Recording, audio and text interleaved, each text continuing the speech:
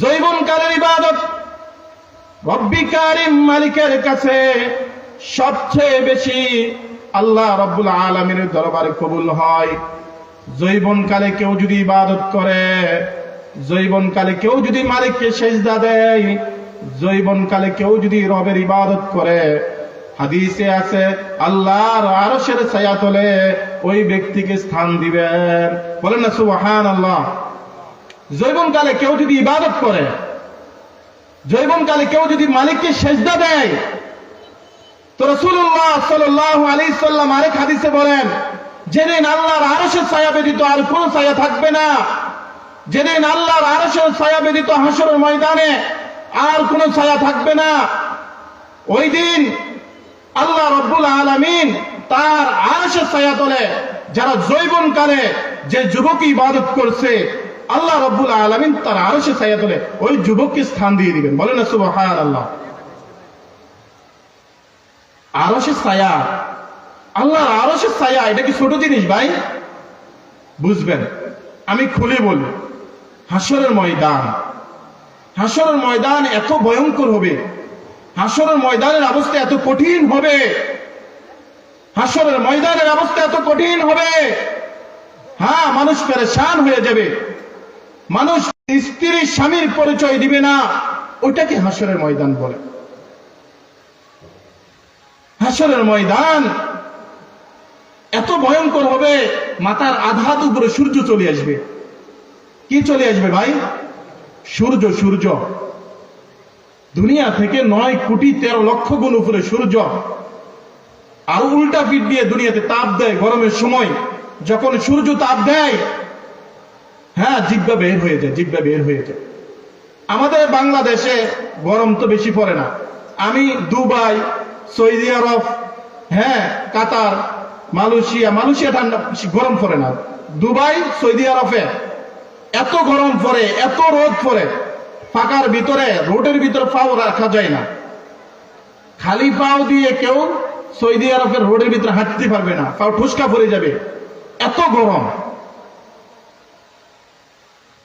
এত গরম দিনের বেলা, হ্যাঁ, ওই আরব দেশগুলোর ভিতর বাইর হন জানা, এত রোদের তাপ।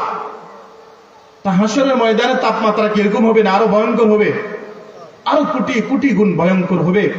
মাথার একবারে কাছে সূর্য চলে আসবে, হবে, ঘামে সাঁতরাইতে থাকবে, মাথার মগজ বাতের মতো টকবক টকবক করবে।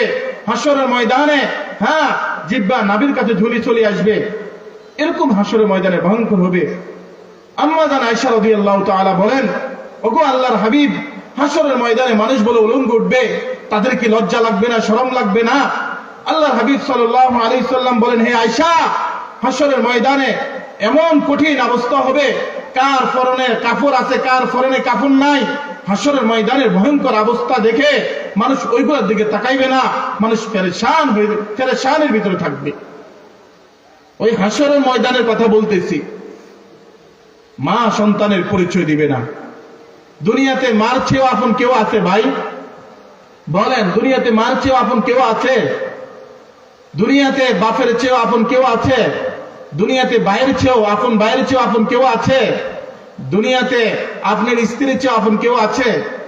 আল্লাহ তাআলা এখানে এই আয়াতে বলতেছেন, কোরআনুল কারীমের ভিতরে আছে, ইয়াউমা ইয়াফিরুল মারউ মিন আখিহি ওয়া উম্মি ওয়া আবি ওয়া সাহিবাতিহি ওয়া বানি লিকুল্লি ইমরিইম মিনহুম ইয়াউমাইযিন শা'নুন ইউগনি। ইয়াউমা ইয়াফিরুল মারউ মিন আখিহি, হাসরের ময়দানে ভাই ভাইয়ের পরিচয় দিবে না। ইয়াউমা ইয়াফিরুল মারউ মিন আখিহি ওয়া উম্মি, মা সন্তানের পরিচয় দিবে না। ওয়া আবি, হ্যাঁ, বাপ সন্তানের পরিচয় দিবে না। ইয়াউমা ইয়াফিরুল মারউ মিন আখিহি ওয়া উম্মি ওয়া আবি ওয়া সাহিবাতি ওয়া বানি, স্বামী স্ত্রীর পরিচয় দিবে না, স্ত্রী স্বামীর পরিচয় দিবে না। হাসরের ময়দান এত ভয়ঙ্কর হবে। এখানে আল্লাহ রাব্বুল আলামিন ভাই, বাপ, মা, স্ত্রীর কথা কেন বললেন? এ দুনিয়াতে তারা আমাদের সবচেয়ে বেশি আপন। তারা যদি আখিরাতে ভুলে যায়, অন্য লোকের কোনো খবর থাকবে ভাই? সবাই বলেন, অন্য লোকের কোনো খবর থাকবে? এই হাসরের ময়দানের কথা বলতেছি। কোন মানুষ যদি যৌবনকালে ইবাদত করে, যৌবনকালে কোন মানুষ যদি ইবাদত করে, আল্লাহর হাবিব সাল্লাল্লাহু আলাইহি সাল্লাম বলেন, আল্লাহর আরশের ছায়া তলে ওই যুবককে স্থান দিবেন যে যৌবনকালে আল্লাহর ইবাদত করে তার যৌবনকাল কাটায়। আল্লাহ রাব্বুল আলামিন তাকে আল্লাহর আরশের ছায়া তলে স্থান দিবেন। বলেন না সুবহানাল্লাহ।